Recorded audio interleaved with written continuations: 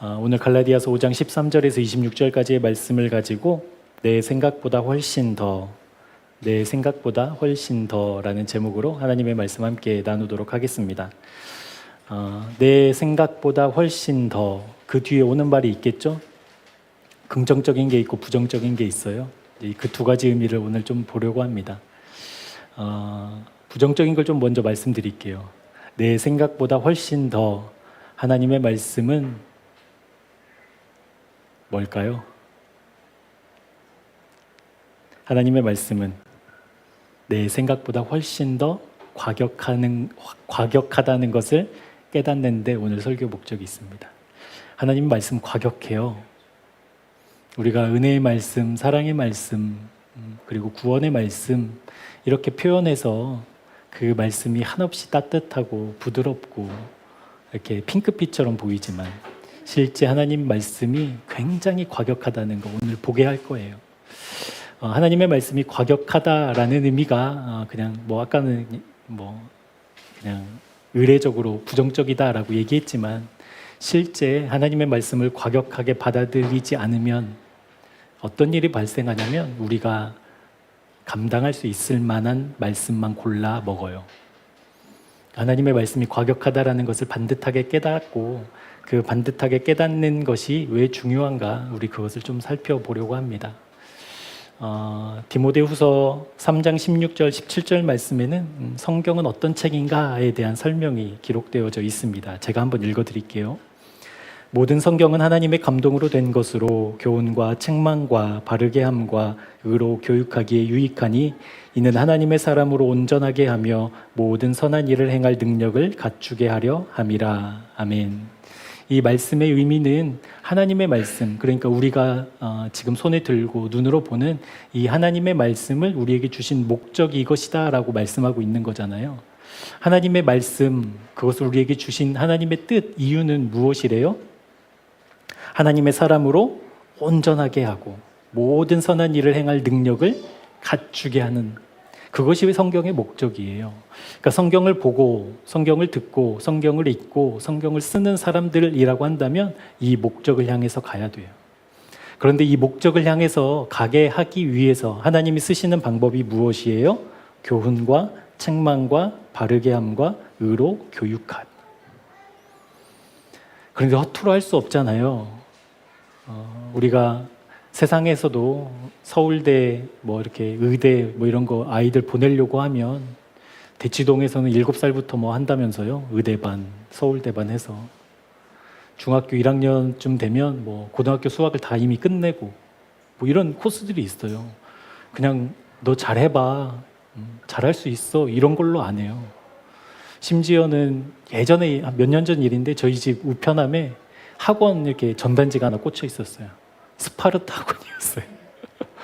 그 대학 입시에 떨어진 재수생들이 그 학원에 이제 들어가서 무서운 선생님의 철저한 감시 속에서 월요일부터 토요일까지 살다가 이제 하루 주일날 집에 왔다 가는 그런 프로그램 쭉 설명해 놨더라고요.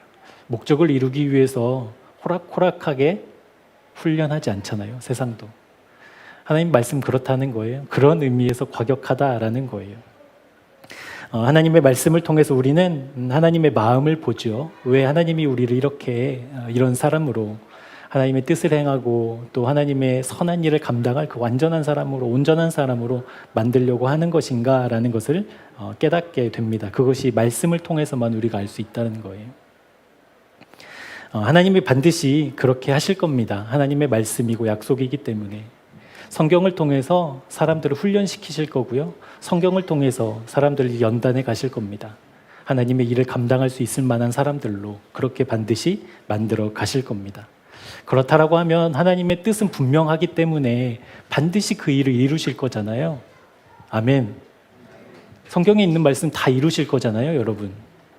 그러면 우리가 하나님의 말씀을 볼 때 이 말씀을 타협의 대상으로 볼 수 있어요, 없어요? 때로는 나의 유익과 나의 이익을 위해서 하나님의 말씀을 취사 선택할 수 있어요, 없어요? 없어요. 우리가 실제로 나에게 유익한 말씀들을 막 가지고 그것만 본다고 하더라도 그것으로 하나님의 뜻을 막을 수 없지요. 아마 그런 사람에게는 하나님이 더 큰 책망과 교훈과 가르침으로 하나님의 뜻을 이루어 가실 겁니다. 하나님의 뜻을 반드시 이루어 가시는 분이시기 때문에 하나님의 말씀, 그것이 과격하다라는 의미가 이제 우리는 무서워서 벌 받을까 봐 하나님 말씀 지켜야 돼라는 의미가 아니라, 실제 어떤 상황과 환경에도 변함없이 그 말씀 반드시 이루신다라는 것, 그 의미를 반듯하게 깨닫게 하는데 오늘 설교의 목적이 있습니다. 두 번째 설교 목적은 이제 두 번째 긍정적인 말이잖아요. 내 생각보다 훨씬 더 이 과격한 말씀을 따를 수 있다. 완전하신 말씀, 어떠한 타협점이나 이렇게 유들이 없는, 빈 공간이 없는 하나님의 말씀, 완전하신 말씀인데, 그 완전하신 말씀 우리가 어떻게 그 말씀대로 다 지켜 살 수 있냐고요. 여러분, 그 말만 해도 가슴 답답하잖아요. 어떻게 우리가 하나님 말씀 다 지키고 살아. 그런데 그것이 실제 가능하다라는 거예요. 그것이 안 돼라는 나의 생각보다도 훨씬 더 가능하다라는 것, 그것을 보고 우리 주님을 소망하게 하는데 오늘 설교 목적이 있습니다. 우리가 갈라디아서를 계속 살펴보고 있습니다. 갈라디아서 배경은 갈라디아 교회에 일어난 교회의 문제들을 가지고 사도 바울이 편지로서 그들이 빠진 그 문제를 교정하는데 이 갈라디아서의 목적이 있습니다. 갈라디아 지역에 예수 그리스도의 복음이 선포되었어요. 그리고 그 복음이 생명력이 있어서 그 복음을 들은 사람들에게 구원의 역사가, 하늘의 기쁨이 실제되는 놀라운 일이 이제 일어나게 되었습니다. 그렇게 사람들이 모여서 갈라디아 교회를 각 지역마다, 지방마다 이제 세우게 되었지요. 그렇게 믿음의 공동체에, 그렇게 하나님을 예배하는 공동체에 은혜와 사랑과 하늘의 기쁨이 가득하면 좋았을 텐데, 어느 땐가, 어느 시점부터인가 모르게 거짓 형제들, 거짓 교사들이 가만히 들어오게 됩니다. 교회 안으로. 가만히 교회 안으로 들어와서 그들이 무슨 일을 했냐면, 율법을 지키는 것, 대표적으로 할례를 받는 것, 그것이 구원의 증거다라고 주장하기 시작했다라는 거예요. 안타깝게도 교회가 그런 잘못된 가르침을 듣고 가르침이 교회 안에 선포됐을 때 빠르게 조치했으면 이렇게 아픔을 겪지 않았을 수도 있었겠지만, 갈라디아 교회가 그런 실력까지는 없었나 봐요. 그러니까 교회 안에 그런 잘못된 복음들이 막 선포되고 있을 때 사람들이 지지하기 시작했고, 결국 사람들의 지지를 얻고 교회는 구원의 증거가 할례다. 구원받은 사람이라면 마땅히 율법을 지켜야 한다. 율법을 지키지 않으면 구원받은 사람이라고 할 수 없다라는 것을 인정하기에 이르게 됩니다. 더 나아가서 여기까지는 이제 그럴 수 있다고 쳐도, 넉넉한 마음으로 그럴 수 있다고 쳐도 어떤 문제가 있었냐면 더 나아가서 이러한 지지와 그러한 인정, 교회의 인정을 등입고 어떤 사람들이 생겨나기 시작했냐면, 예수 그리스도의 십자가 연합이 없이 그냥 일시적인 잠깐의 육체적인 고통을 견뎌내면, 할례를 받으면 나 하나님의 구원을 받았어, 나 하나님 백성이야 라고 외치며 그 당시에 갈라디아 지방에 있는 그 유대 문화들을 누릴 수 있었다라는 거예요. 이걸 좀 다른 말로 표현하면, 교회가 자연스럽게 그렇게 율법을, 그렇게 할례를 쫓아가기 시작하면서부터 십자가가 점점 작아졌다라는 의미입니다. 십자가의 능력, 십자가의 은혜가 사라지고 나의 노력, 나의 애씀, 나의 수고와 나의 표, 이것이 십자가를 대체하기 시작했습니다. 왜 이런 일이 일어났을까? 어떻게 그렇게 구원의 감격이, 예배의 감격이 있었던 교회가 이렇게 허무하게 복음을 다른 곳으로 대체시킬 수 있었을까? 이것은 저번에도 한번 말씀드렸지만 권위의 문제였습니다. 권위. 그러니까 사도 바울이 갈라디아 교회에 전한 그 복음이 권위였는가? 아니면 자기들의 노력과 애씀, 자기 신체에 드러나 있는 그 표가 권위였는가? 그 권위 싸움에서 갈라디아 교회가 무너졌다라는 거예요. 처음부터는 그런지 않았겠죠. 어떻게 처음부터 교회가 그렇게 허술하게 다른 복음에 교회에 십자가를 내줄 수 있었겠습니까? 그런데 어느샌가 언제부턴가 모르게 조금씩 교회가 십자가 영향력이 작아지기 시작하면서 교회가 그렇게 능력을 잃고 십자가를 잃고 은혜를 잃게 되었습니다. 하나님에 대한 권위를 잃고 사람의 권위를 세우기 시작하는 그런 교회가 되게 되었다는 것이죠. 비단 이 일이 갈라디아 교회에만 일어나는 일이 아닙니다. 믿음의 사람들에게, 신앙생활 열심히 하려는 사람들에게 이 권위의 시험은 언제나 찾아옵니다. 무엇이 권위인가? 이 싸움에서 지면 세상을 쫓아가고 돈이 좋아 보이고 사람들의 인정을 요구하게 됩니다. 무엇이 권위인가? 사랑하는 여러분에게 한번 여쭤볼게요. 마음속에 한번 이렇게 대답해 보세요. 여러분의 삶 속에 무엇이 권위입니까? 여러분의 삶의 가장 큰 권위는 무엇입니까? 그것이 하나님이 아니라고 한다면 우리 당장 십자가로 달려가야 돼요. 맞죠? 맞아요. 그러니까 완전한 뭐라고 할까요? 주님과의 연합된 삶, 단 한순간도 떨어지지 않는 삶을 의미하는 게 아니라 순간순간 상황마다 내가 하나님이 아닌 다른 것 권위에 둘 때 그것을 번뜩 깨닫는, 내가 지금 무엇을 권위에 두고 있나라는 것을 깨닫는 것, 그 하나님의 은혜가 여러분의 마음 가운데 깊이 부어져서 우리가 때로는 막 슬프고 아프고 어려울 때, 그때에도 하나님께 권위를 두고, 아니면 애쓰고 수고했는데 그것이 내 생각보다 더 잘 돼 기쁘고 행복할 때, 그때에도 역시 하나님이 권위라는 것 잊지 않고 하나님께 늘 권위를 두는 저와 여러분 되기를 주님의 이름으로 축복합니다.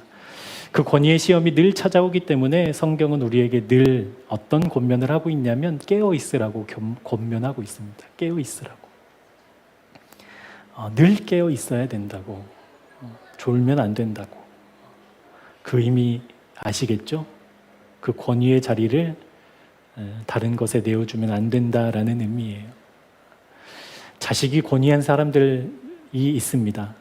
돈이 권위인 사람도 있고요. 사람이 권위인 사람도 있어요. 다 말고, 그런 거 말고 오직 주님만, 하나님의 말씀만 권위 삼고 살아가는 우리 새생명교회 교우들 되시기를 주님의 이름으로 간절히 축복합니다.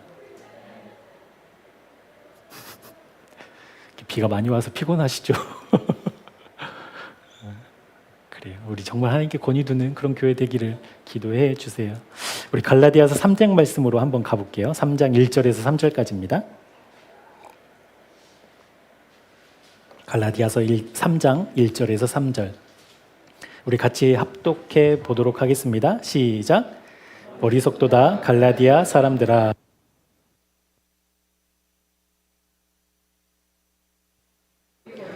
누가 너희를 꾀더냐? 내가 너희에게서 다만 이것을 알려 하노니 너희가 성령을 받은 것이 율법의 행위로냐 혹은 듣고 믿음으로냐? 너희가 이같이 어리석으냐? 성령으로 시작하였다가 이제는 육체로 마치겠느냐? 아멘. 사도 바울이 지금 갈라디아 교인들에게 묻고 있는 거거든요. 한마디로 하면 너희들 지금 무엇을 권위에 두고 있어? 라고 묻고 있는 거예요. 그러면 여러분, 하나님을 권위에 둔 사람의 특징이 있을 거 아니에요. 언제 어디서나 하나님이 권위가 되기를 원하고 사모하고 의식하는 믿음의 사람은 그 특징이 있는데, 그 특징이 어디에 나오냐면 3장 1절에 나와요. 예수 그리스도의 십자가가 밝히 보이는 사람. 아멘. 그 사람이 십자가의 권위, 하나님께 권위를 둔 믿음의 사람의 삶이고 특징이라는 거예요. 그러면 십자가가 밝히 보인다는 것은 어떤 의미일까요? 그러면 십자가를 눈앞에 붙이고 그 의미가 아니라 우리 예수 그리스도의 그 십자가 앞에 날마다 서는 사람. 할렐루야. 내 마음이 좋은 것, 때로는 나쁜 것에 막 휩쓸려 그것에 폭 빠져버릴 때, 그때 그 마음을 끄집어내 십자가 앞에 세우는, 그래서 십자가 앞에서 반듯하게 그 십자가를 바라보는 그 사람이 십자가의 권위가 있는 사람이다라는 거예요. 그러면 여러분 십자가의 권위가 있을 때, 십자가의 권위로 우리가 살아갈 때 사탄은 가만히 있나요? 그렇게 우리가 우리의 마음을 십자가로 막 가져가려고 노력하면 노력할수록 그와 비례해서 유혹도 더 강해져요. 맞죠? 여러분 내일부터 결단하고 새벽 예배 들어보려고 해보셔요. 오늘 밤에 큰 일들이 막 터질 거예요. 막 잠 못 자게 하는 일이 막 터지고. 틀림없이 우리를 유혹하거든요. 하나님이 권위에 두지 못하도록 사탄은 유혹합니다. 그 모습이 예수님의 그 세 가지 시험에서 우리 밝히 볼 수 있잖아요. 사탄이 예수님께 세 가지 시험을 통해서 무엇을 공통적으로 예수님께 요구하고 있는 것이 무엇이냐면 너 스스로 권위가 될 수 있다. 맞죠? 너 스스로 권위가 될 수 있어 라고 예수님을 유혹하잖아요. 그때 예수님이 어떻게 이기셔요? 말씀으로. 말씀으로 이기셨다는 것은 무슨 의미예요? 예수님은 언제나 하나님만 권위였다는 거예요. 그러니까 우리들이 그 모습을 따라 살려고 하면 언제나 하나님께 권위를 두고 살아야 할 터인데 이것은 내 의지로 되지 않으니까 내가 그리스도의 십자가를 분명히 바라볼 수 있는 그 십자가 앞으로 끊임없이 달려가는 애씀과 노력, 그것을 하는 사람들이 권위가 하나님께 있다라고 고백할 수 있는 사람들이라는 것이죠. 1절에서 고백하고 있듯이 예수 그리스도의 십자가가 눈앞에 선명히 보이는 하나님께 권위를 둔 우리 모두가 되었으면 좋겠습니다. 어떤 상황에서도 어떤 문제 앞에서도 그 어떤 좋음과 기쁨 앞에서도 그 십자가를 놓치지 않는 하나님께 권위를 두고 살아가는 주님의 사람들 우리 소망했으면 좋겠어요. 실제 그렇게 내 마음을 십자가로 가지고 가면 주님 앞에 서서 우리가 틀림없이 고백하게 되는 한 가지 고백이 있습니다. 어떤 고백일까요? 십자가 앞에서 주님을 마주해요. 그러면 우리가 하는 고백, 주님께 하는 고백, 하나님 나 자격 없어요. 맞죠? 여러분 그래서 십자가가 감격이잖아요. 그러니까 나를 위해서 예수님이 죽으셨고 나를 위해서 모든 것을 희생하신 그 주님의 십자가 앞에 우리가 서면 자격 없는 나를 고백하지 않을 수가 없잖아요. 그 사랑을 받을 요만큼의 실력이나 요만큼의 잘함이 우리에게는 없잖아요. 그런데 십자가 앞에 서면 그렇게 연약하고 한없이 무능력하고 무자격자인 내가 반듯하게 보여요. 그 사랑이 얼마나 큰지, 그 사랑이 얼마나 위대한 것인지, 그 사랑이 얼마나 따뜻한지를 보게 됩니다. 그래서 자격 없는 나를 보고 그 사랑이 너무나 실로 대단하기에 놀랍기에 이제 무슨 일이 벌어질까요? 그 십자가 앞에서 주님만 나의 권위입니다 라고 고백하게 된다라는 거예요. 그래서 지금 사도 바울이 갈라디아 교인들에게 이야기하고 있는 거예요. 예수 그리스도의 십자가가 너희 눈앞에 밝히 보이지 않느냐? 이것은 다른 말로 너희들 지금 마음이 어디 있어? 마음을 어디에다 갖다 둔 거야? 십자가 앞에 너희들 마음이 있다면 하나님만 권위가 안 될 수가 없는데 너희들 마음이 다른 곳에 있어 다른 것으로 권위를 삼고 십자가의 복음을 이렇게 다른 곳으로 바꾸어낸 그 상황들을 책망하고 있다라는 것입니다. 사랑하는 교회에 이 사실이 현실되었으면 좋겠습니다. 언제나 하나님께 권위를 두고 그 권위를 따라가고 그 권위가 때로는 멈추라고 하면 지금 누가 보더라도 전진해야 될 텐데 하나님이 멈추시라고 하면 기꺼이 멈추는, 하나님 앞으로 더 가면 죽어요, 큰일 나요, 누가 봐도 이것은 마지막이에요 라고 하는 그 순간에도 주님 가라 명하시면 우리 불렀던 찬양들 중에 물 위를 걷는 그 찬양이 있잖아요. 내 앞에 바다가 갈라지지 않으면 나로 바다 위를 걷게 하시는 우리 주님이 그런 주님이라고요. 근데 그 주님의 명령에 순종할 수 있는 사람은 누구가 있어요? 하나님께 권위를 둔 사람. 그러면 하나님께 권위가 있기 때문에 내가 복종하잖아요. 근데 여러분, 하나님께 권위가 있으니까 하나님께도 복종하지만 무엇에도 복종할까요? 말씀에도 복종해요. 그 권위자인 하나님의 마음이 담긴 게 성경이니까, 그 권위자인 하나님의 뜻이 담긴 게 성경이니까 이 말씀을 따라간다고요. 아멘. 맞죠? 그래서 여러분, 말씀에 순종하는 이유가 그거잖아요. 말씀에 그러면 따라야 되는데 이 말씀이 그냥 넉넉하게 따라갈 수 있는 말씀이 아니라 오늘 설교의 제목처럼 내가 생각하는 것보다 훨씬 더 과격하다는 거예요. 과격해요. 우리 마태복음 5장으로 한번 가볼게요.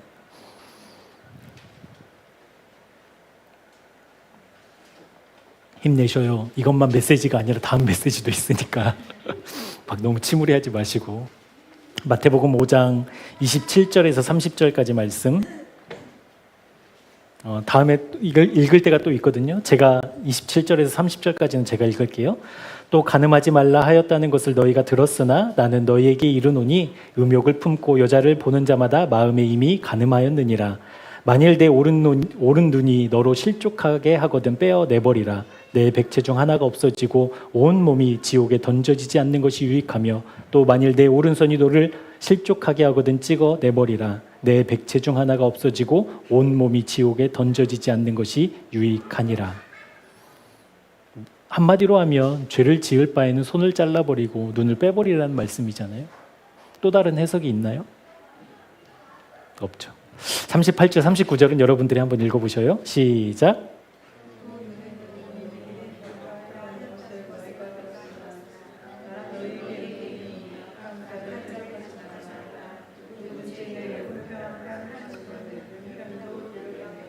예수님이 우리들에게 이르고 계셔요. 말하고 계신다고요. 말씀 주셨다고요. 왜 오른편을 때리면, 오른편 뺨을 맞으면 왼쪽 뺨도 돌려대라. 돌려대라는 거예요. 말씀 그대로. 43절, 44절도 한번 우리 같이 한번 읽어보도록 하겠습니다. 시작. 또 내 이웃을 사랑하고 내 원수를 미워하라 하였다는 것을 너희가 들었으나 나는 너희에게 이르노니 너희 원수를 사랑하며 너희를 박해하는 자를 위하여 기도하라. 아멘 안 하실 줄 알았어요. 여러분 정말 아멘이신가요? 아멘이신가요? 우리가 이제 제가 조금 이제 과격한 말씀 골라서 얘기도 하지만 이 말씀에 아멘이라는 건 쉽지 않죠. 여러분, 눈에는 눈, 이에는 이, 그 세상의 이치잖아요. 법률적인 용어로는 정당방위 이렇게도 얘기할 수 있잖아요. 정당방위는 처벌할 수 없거든요. 그런데 내 오른편 뺨을 맞았어요. 그런데 왼편 뺨을 돌려대면 그런 삶을 살라고 말씀하시는 거잖아요. 또한 원수를 사랑하래요. 용납하고 이해하라는 정도가 아니에요. 사랑하래요. 아가파오라는 단어거든요. 헬라어로 아가파오. 이제 여기에서 아가페가 나왔는데 제가 원어를 찾아보다가 이 두 번째 아가파오의 단어가 너무 재밌더라고요. 원수를 사랑하라. 이 사랑하라가 안 되는데 사랑해 이게 아니라 실제 원수를 사랑하게 되면 이 아가파오 하게 되면 아가파오의 뜻이 귀여워하다도 있어요. 그러니까 원수를 지금 뭐 하래요? 귀여워하라는 거예요. 원수가 내가 잘못했다고, 내가 너에게 저지른 죄가 심히 많다고 날 용서해달라고 화해하지 않았어요. 여전히 나에게 원수예요. 그런데 뭐 하래요? 귀여워하래요. 사랑하래요. 준비되면 해. 자격이 갖추어지면 해가 아니라 그것을 하라는 말씀입니다. 과격한 말씀이죠. 예를 들어서 이제 그 반복되는 죄와 끊어지지 않는 그 나쁜 습관에 막 마음에 부담을 갖고 있는 한 지체가 이제 목사님들 찾아와서 이제 용기를 내서 좀 상담 좀 하자고 해가지고 이제 만났어요. 만나서 이러이러한 죄가 도대체 끊어지지 않는다고, 이러한 것들 때문에 정말 하나님과의 관계가 너무 회복되지 않는다고 좀 기도 좀 해달라고 막 그렇게 얘기를 했을 때 목사님들의 인격이 이제는 좀 어느 정도 되니까 막 내몰아치겠어요? 아니면 이렇게 품어주겠어요? 여러분이 당사자라면 우리들한테 상담받을 때 우리가 아직도 집사가 말이야, 권사가 말이야, 아직도 그런 죄에 빠져있냐, 이러겠어요? 아니면, 아유, 사랑하는 우리 누구누구 형제자매, 그 마음 주님 아신다고, 우리 그 마음 놓치지 말고 우리 하나님 앞에서 우리 해결받자고. 이게 앞이에요, 뒤에요? 뒤죠. 근데 오늘 말씀처럼 목사님들이 말씀 그대로 행한다고 아직도 그런 죄를 지어요? 뭐예요? 손 안 자르고. 아직도 그런 거 봐요? 뭐예요? 눈 빼버려요, 그냥. 죄 짓지 말아요. 차라리 그게 낫대요. 주님 말씀하셨어요. 이러면 우리 교회 내일 문 닫아요. 맞죠? 여러분, 그게 아멘하고 할렐루야 하고 갈 사람 있냐고요? 없어요. 지금 갈라디아 교인들에게 사도 바울이 무슨 이야기를 하고 있냐면 마치 이런 이야기를 하고 있는 거예요. 거짓 형제들이 들어와 율법을 지키는 할례를 받은 특권을 만든 그들에게 사도 바울은 지금 13절에서 뭐라고 이야기하고 있냐면 너희들 서로 종노릇 하라라고 얘기하고 있어요. 종노릇 하래요. 여러분, 내가 종이면 차라리 종의 삶을 사는 건 쉬워요. 근데 내가 자유인인데 종노릇을 하면 그게 몇 배, 몇십 배는 더 어려워요. 맞죠? 내가 돈이 막 있는 자산가인데, 수백억 자산가인데 기초생활 수급자처럼 만약에 살라고 하면 2평짜리 집에서 살고 뭐 하루에 한 끼만 먹고 이렇게 살라고 하면, 근데 내가 원래 막 어렸을 때부터 막 그렇게 힘들고 막 그렇게 살아서 이제 단칸방 하나 막 고작 얻은 사람에게 라면 하나 끓여 먹고 살라고 하면 내 삶이 원래 그랬는데 뭐 이럴 수 있잖아요. 근데 지금 그 권위에 서서, 그러니까 사람들보다 높은 권위에 서서 나 율법 이만큼 지켜, 나 할례 받았어 라고 만족하고 있는 사람들에게 사도 바울이 지금 뭐 하라고 하냐면 내려와서 종노릇하라는 거예요. 종노릇. 돌쇠처럼 살라는 거예요. 끝단위처럼 살라는 거예요. 어떤 이유, 어떤 상황을 다 거두절미하고 너희들 서로 종노릇하지 않으면 안 돼. 반드시 그렇게 살아야 돼. 라고 지금 사도 바울이 이야기하고 있습니다. 말씀이 이렇게 과격하잖아요. 아니, 준비 좀 하는 시간을 좀 주시지. 내가 그걸 갖출 수 있을 만한 실력을 좀 훈련할 수 있는 여건을 좀 만들어 주시고 말씀하시지. 아니요. 주님은 명령하셔요. 그렇게 하라고. 그런데 여러분, 이것으로만 끝나면 우리의 믿음이 자라지 않아요. 과격한 하나님의 말씀만 있어 도대체 나는 내 실력으로 주님의 말씀 따를 수 없는데 그 말씀만 여기 가득해라고 여긴다면 우리의 믿음 자랄 수 없어요. 도대체 이 과격한 따를 수 없을 만한 그 말씀이 왜 성경에 기록되어 있을까요? 안 되는 너희들 발견하라고? 실력 없는 너희들의 실존을 확인하라고? 아니요. 따를 수 있다는 거예요. 그것이 우리가 생각하는 것보다 훨씬 더 가깝다라는 거예요. 어떻게 그렇게 되는 것인가? 우리 본문 16절 말씀 같이 한번 보도록 하겠습니다. 갈라디아서 5장 16절. 같이 합독할게요. 시작. 내가 이르노니 너희는 성령을 따라 행하라. 우리가 성경에 하나님의 말씀을 과격하다라는 말로 표현했는데 과격한 이유가 뭐죠? 우리가 왜 과격하다고 이야기하죠? 내 육체의 욕심이 있기 때문입니다. 그게 기준이기 때문에 하나님의 말씀이 과격한 거예요. 맞죠? 과격하지 않아요. 예를 들어 국가대표 선수에게 20kg짜리 짐을 짊어지고 여기 고봉산을 막 5번 왔다 갔다 하라고 그러면 훈련이라고 받아들여요. 그렇죠? 안 그래요? 고봉산 너무 낮나? 내가 어느 정도 실력 있는 사람한테는 그렇게 하면 그거 그냥 그러려니 해요. 내 과격한 이유는 따로 있어요. 하나님 말씀이 실제로 과격한 게 아니라 내가 내 육체의 욕심을 따르고 있기 때문에 말씀이 과격한 거예요. 이해되시죠? 지금 그것을 16절에서 이야기하고 있어요. 육체의 욕심을 이루지 아니하기 위해. 그러니까 육체의 욕심으로 하나님 말씀 과격해. 내가 생각했던 것보다 훨씬 과격해. 하나님은 틈이 없어. 용납하심이 없어. 타협점이 없어 라고 얘기할 때는 그것이 나의 문제라는 거예요.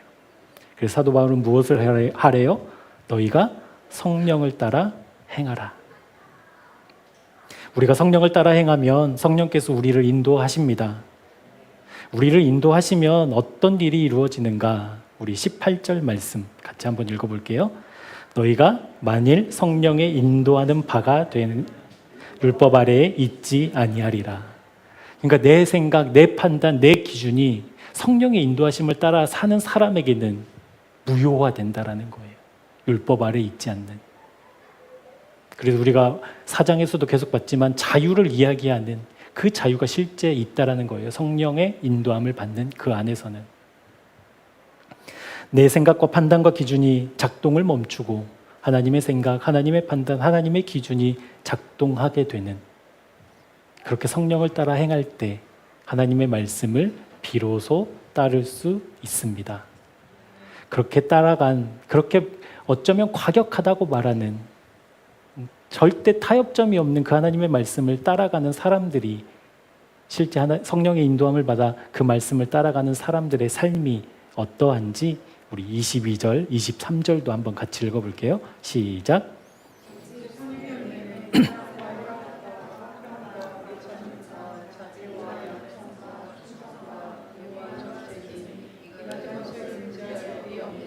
아멘. 성령의 9가지 열매. 그러니까 성령의 인도함을 받아 내 판단과 기준이 아니라, 내 상식이 아니라 하나님의 인도하심, 성령의 인도하심을 따라 살아간 사람들의 삶의 발자취를 되돌아보니 그들의 발자취에는 뭐가 있다? 성령의 9가지 열매가 맺혀 있더라. 아멘. 근데 우리는 이걸 자꾸 확인해서 성령의 사람이라고 확인받고 싶어 하잖아요. 이 9가지 열매 없으면 나 구원받은 거 아닌가 봐. 나 하나님이랑 분리되어 살아가나 봐. 뭐 이렇게 생각하는 사람도 실제 있어요. 근데 그 말씀이 아니라 실제 성령의 인도함을 받아 살아가는 사람들의 발자취, 그 하루하루를 살아내고 되돌아보니 그 주님의 인도함을 받은 사람들의 흔적은 이 성령의 9가지 열매들이 있더라라는 의미잖아요. 이것이 비슷한 것 같지만 조금 달라요. 예를 이렇게 들어볼게요. 풀은 이렇게 풀밭에 새벽녘이 되면 이슬이 맺히잖아요. 이슬이 맺히면 많은 동물들이 이제 그 이슬을 먹고 수분을 섭취해요. 독사가 새벽에 나와서 그 이슬을 먹으면 뭘 만들죠? 맹독을 만들죠. 젖소가 풀밭에 나와서 풀과 함께 그 이슬을 먹으면 무엇을 만들죠? 우유를 만들죠. 그 차이예요, 여러분. 무슨 말씀이냐면, 여러분, 독사니까 독을 내뱉죠. 독을 만들죠. 뱀이 독을 내뱉으니까 독사예요. 독사이기 때문에 독을 내뱉어요. 젖소이기 때문에 젖을 내요. 젖을 내기 때문에 젖소예요. 젖소니까 젖을 내는 거죠. 이해되세요? 성령의 인도함을 받은 사람이기 때문에 우리가 맺히는 삶의 열매들은 성령의 열매가 된다니까요. 그 이슬을 먹고 막 자기 안에서 어떻게 막 이것을 이만큼은 지방으로, 이만큼은 뭐 살로, 이만큼은 피로, 그것을 해가지고 내가 우유를 만드는 최적화된 우유를 만들기 위해 꼭 필요한 물의 양은 이만큼이야 계산이 아니라, 나는 그것을 그냥 섭취했는데, 먹었는데 내 속에서 작용이 일어나, 내가 젖소니까 작용이 일어나 뭐가 나와요? 젖이 나오는, 우유가 나오는 거예요. 근데 우유부터 나왔다고 이 염소를 젖소라고 하면 안 되잖아요. 그 개념인 거예요. 여러분 이해되세요? 젖이 나와서, 그러니까 독이 나왔다고 너 독사야 이렇게 하면 안 되잖아요. 막 어떤 풀이 독이 있는데 이거 독사네 막 이러면 병원 가야 되잖아요. 우리 빨리 약 먹고 막 흰 옷 입고 누워 있어야 되고 그렇잖아요.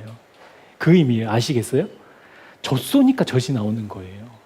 성령의 인도함을 받았기 때문에 내가 하나님 내가 사랑해야 되고 화평해야 되고 내 안에 오래 참음도 있어야 돼. 자비와 양성과 충성과 온유와 절제가 있어야 돼. 그것이 하나님 주시옵소서가 아니라니까요. 내가 성령의 인도함을 받으면, 인도함을 받는 하루하루 이 열매 맺혀야 돼요. 하나님 그런 조바심 안 내도 성령의 인도함을 받아 따라간 삶의 발자취마다 뭐가 있다? 성령의 열매가 있다. 이해되시죠? 그렇게 육체의 사람이 아니라 우리는 성령의 사람이기에 그 열매가 맺혀집니다. 그 열매가 맺혀갑니다. 그 열매가 맺혀질 것입니다. 아멘. 이것이 우리의 소망인 거죠. 그런데 반면에 성령이 아니라 육체를 따라가는 사람들은요, 19절부터 21절까지 나오는 하나님의 나라를 유업으로 받을 수 없는 이 죄악들을 열매 맺게 된다라는 겁니다.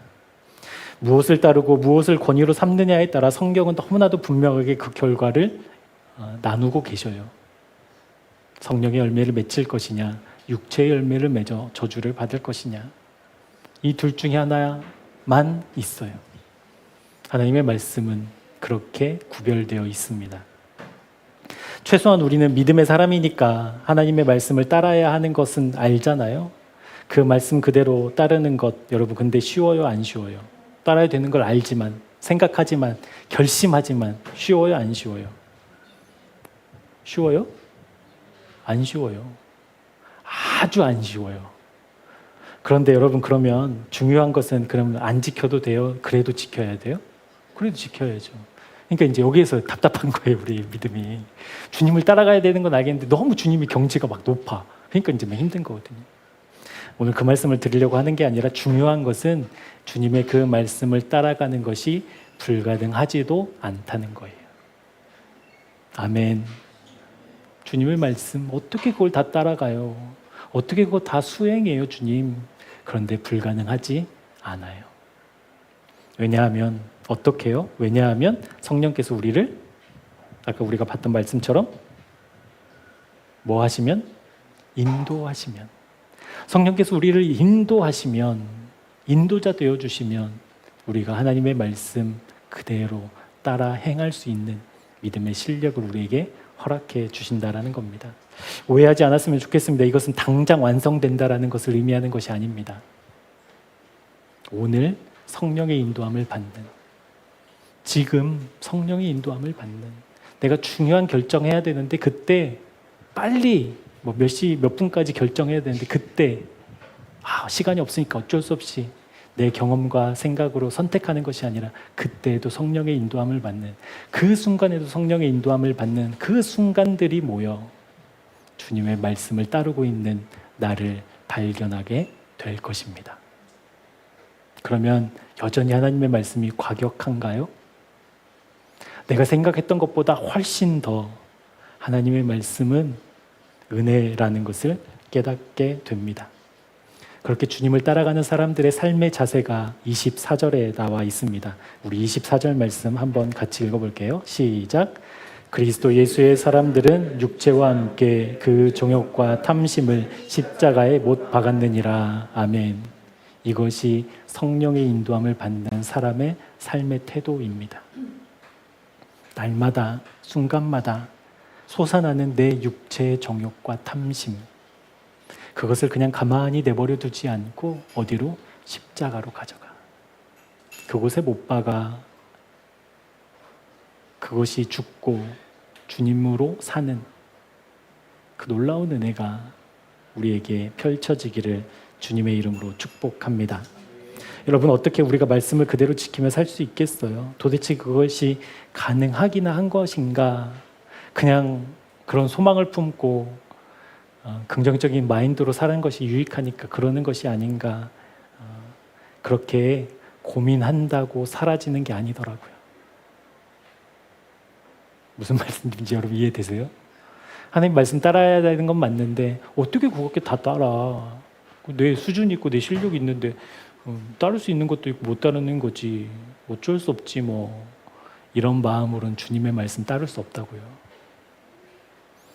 말씀도 과격하지만 교만을 무릅쓰고 제가 여러분에게도 과격한 한 말씀 드릴게요. 여러분이 하나님의 말씀 따라야 할 충분한 이유가 여러분의 삶 속에 하나님이 이미 그만큼 은혜 베푸셨으면 족합니다. 무슨 의미인지 아시겠어요? 여러분의 삶에 하나님이 베푸신 은혜가 이미 족해요. 근데 그 말씀을 따를 또 다른 조건과 은혜가 필요한 게 아니라니까요. 이것만 보여주시면 내가 따르겠습니다. 이런 우리 협박기도 많이 하잖아요. 이것만 이루어 주신다면 그런 거 많이 하잖아요. 아니요, 이미 우리에게 여러분 어제 하루만 한번 생각해 보시죠. 하나님 어떤 은혜를 베푸셨는가.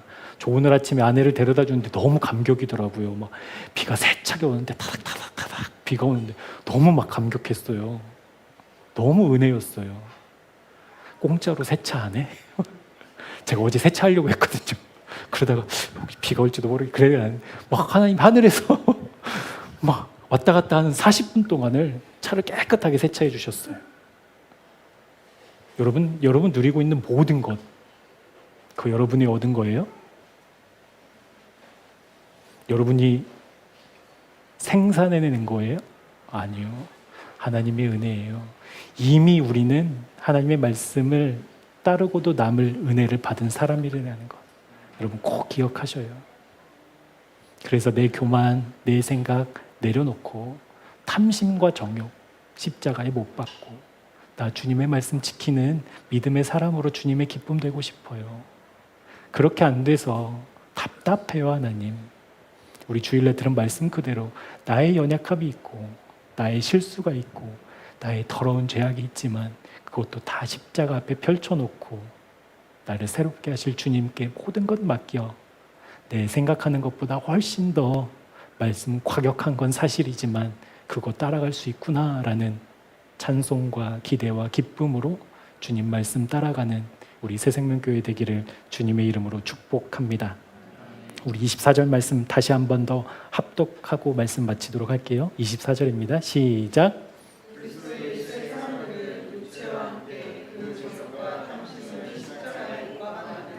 아멘. 십자가에 못 박으면 주님 책임지십니다. 주님이 이끌어 가셔요. 십자가에 내 자식 맡기면 하나님이 책임져 주셔요. 내 미래, 내 직장, 내 장래 십자가에 못 박으면 주님이 이끌어 가십니다. 내 생각보다 훨씬 더, 내가 상상하고 예상하는 것보다 훨씬 더 완전한 하나님의 길 우리에게 보여주실 줄 믿습니다. 기도하겠습니다. 하나님의 말씀에는 적당한 것이 없습니다. 타협이 없고 상식이 없습니다. 오직 말씀만 있습니다. 그럼에도 불구하고 교만한 우리는 하나님의 말씀을 가지고 이리저리 내 필요에 따라 말씀을 사용하며 부담스러운 말씀은 지킬 수 없다고 결론 맺고 말씀의 인도함을 받지 않았습니다. 하나님의 말씀을 따라갈 수 있는 것은 우리의 힘이 아니라 우리의 의지와 실력이 아니라 그것들이 아니라 오직 성령의 능력임을 분명하게 깨닫게 하셨사오니 성령을 따라 행하는 성령의 사람 되도록 은혜 베풀어 주옵소서. 성령님의 능력으로 그 어떤 상황과 환경에 권위를 두지 않고 영원히 변치 않으시고 말씀하신 그대로를 이루시는 신실하신 하나님이 우리의 권위 되셔서 주님의 말씀을 기뻐하며 순종하며 따르는 우리 교회가 되기를 원합니다.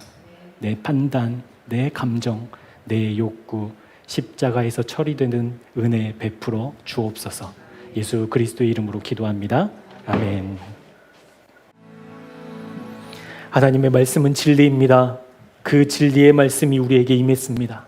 그런데 우리의 연약함이, 우리의 무지함이, 우리의 교만이 진리의 말씀을 부담스러워합니다.